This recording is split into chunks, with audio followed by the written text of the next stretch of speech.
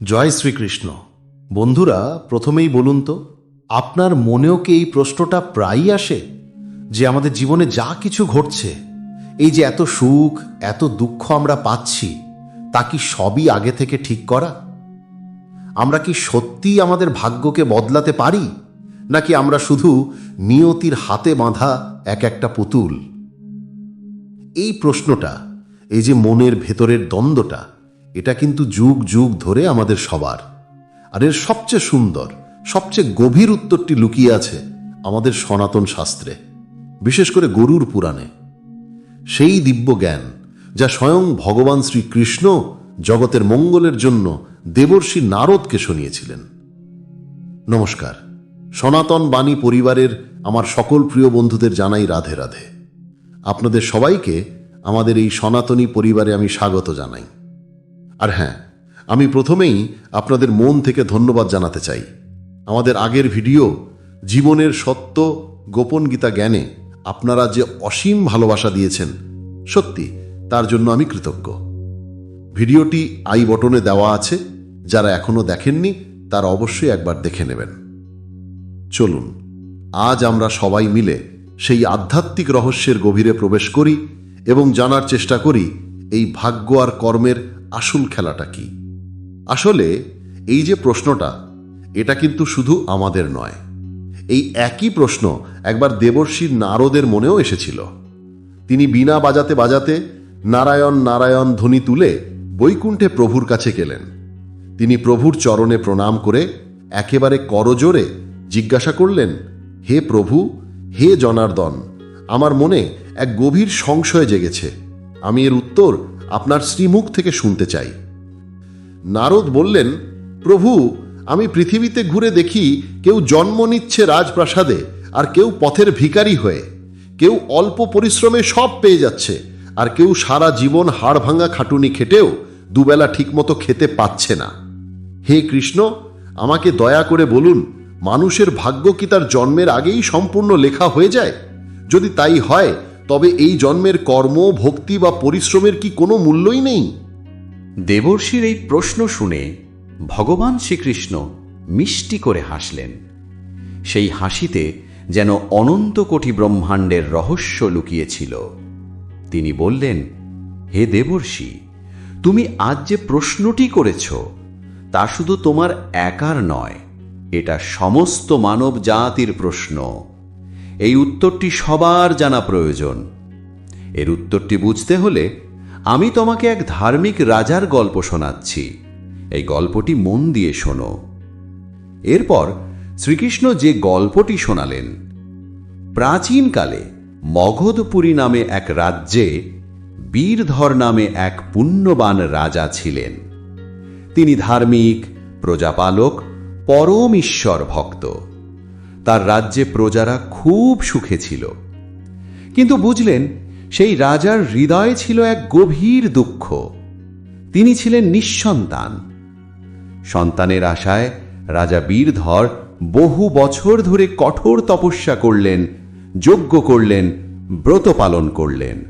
ভাবুন তো, কত বড় সাধনা! অবশেষে বহু বছর পর তিনি দেবাদিদেব মহাদেবের আশীর্বাদ পেলেন। ভগবান শিবের বরে রাজা এক পুত্র সন্তান লাভ করলেন। সারা রাজ্যে আনন্দের উৎসব শুরু হয়ে গেল। কিন্তু সেই আনন্দ, সেই উৎসব মুহূর্তেই গভীর দুঃখে পরিণত হল, যখন দেখা গেল সেই বহু কাঙ্ক্ষিত রাজপুত্র জন্ম থেকেই শারীরিকভাবে অক্ষম ও পঙ্গু। নিজের সন্তানের এই অবস্থা দেখে রাজার মন ভেঙে চুরমার হয়ে গেল। তিনি সব কাজ ভুলে গেলেন, শুধু কাঁদতে লাগলেন।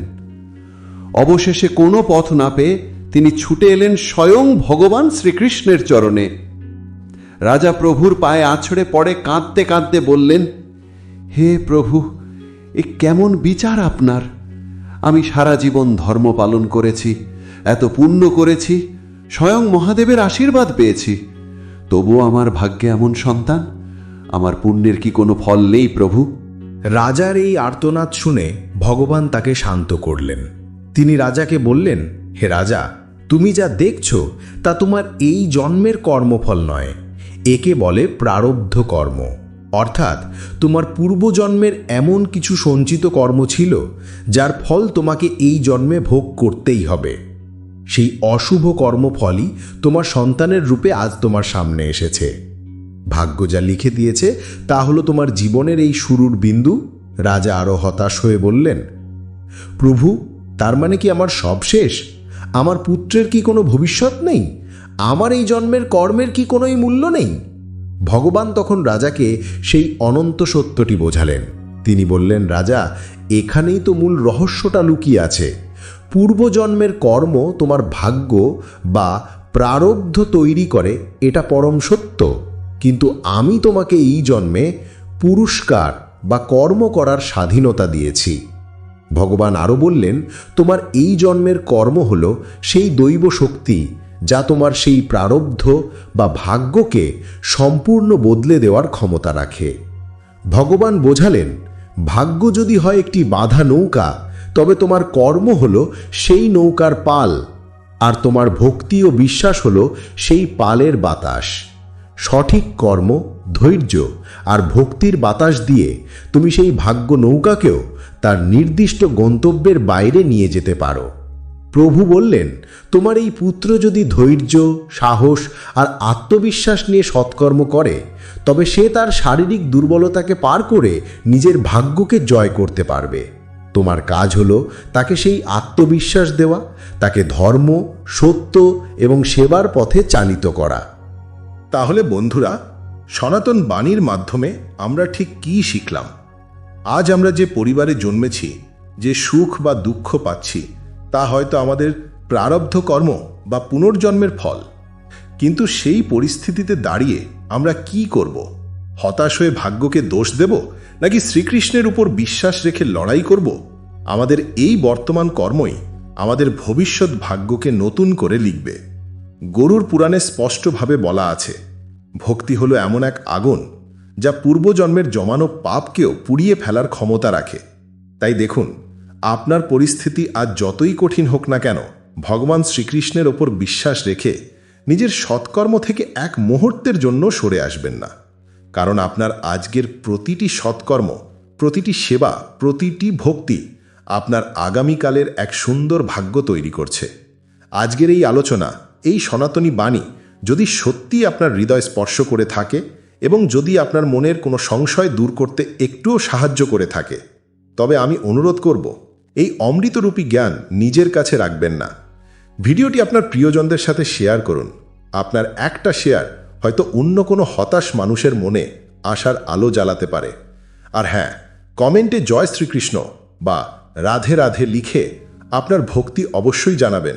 আপনাদের একটি লাইক, একটি কমেন্ট আমাদের এই আধ্যাত্মিক যাত্রায় চলতে অনেক উৎসাহ দেয় এবং সনাতন বাণী পরিবারের সাথে প্রতিদিন যুক্ত থেকে এই দিব্যজ্ঞান লাভ করতে চ্যানেলটি অবশ্যই সাবস্ক্রাইব করুন। ভালো থাকুন এবং সকলকে ভালো রাখুন। ভগবান শ্রীকৃষ্ণ আপনার ও আপনার পরিবারের মঙ্গল করুন। রাধে রাধে।